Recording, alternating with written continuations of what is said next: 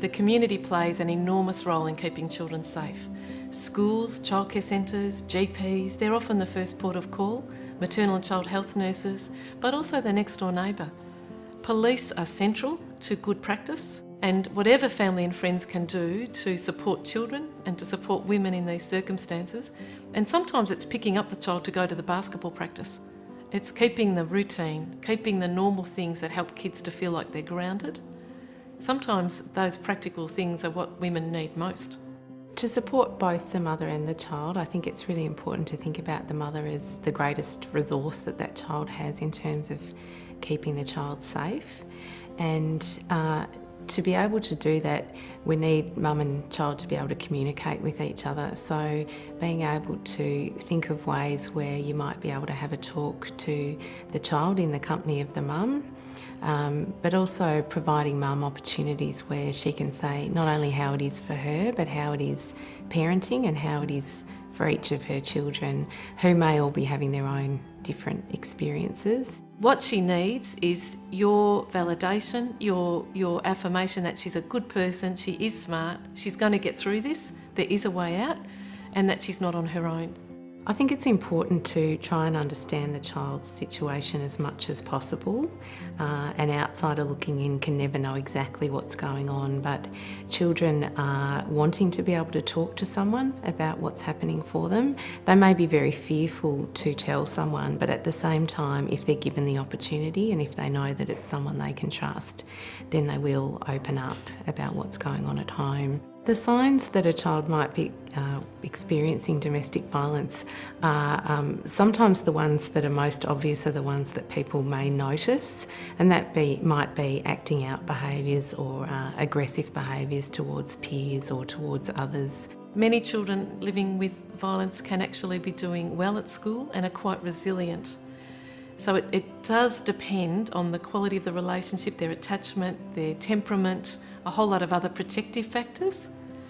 But on balance, we know that children are impacted negatively. Sometimes children are very angry towards their mother, even though their mother isn't the cause of the violence, but they react to her because she's not behaving in a way that her partner wants her to behave, and the children will feel, particularly if he's saying to the children that she's not doing her job or not doing things the way he wants them to, the children feel that resentful that she should just fall into line and then their lives would be easier.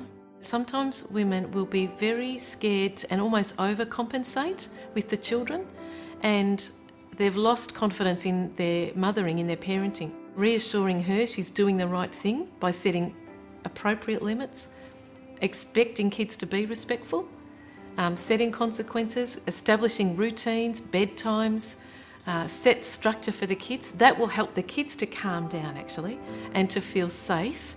And they won't feel safe unless they sense that actually now mum's in charge.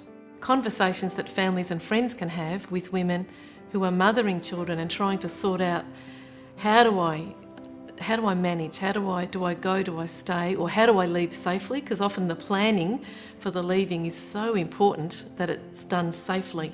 We talk a lot about helping children and mothers safety plan. So what that means is that in the event that they're feeling unsafe, they've thought through some of the things they might be able to do to either protect themselves or seek protection from others. Now, of course, with the laws, it would be important to keep in mind that if you suspect that that child's being abused, then you could contact the Child Protection Service locally and have a talk to them. Child protection can play a varied role, really, depending on the circumstances. But the whole ethos is around trying to preserve the children in the family and not to take children away, but to do the opposite, to help children to be safe, to have stability at home, and to promote their development. In the event of immediate concerns about safety, of course, we would recommend to call the police. But I think over a period of time it's important just to be mindful of what's happening for the family and make those opportunities to have a little chat or notice how that person's feeling, how that child's feeling, and then decide what you might do. You may need to talk to someone else to get some advice about what to do.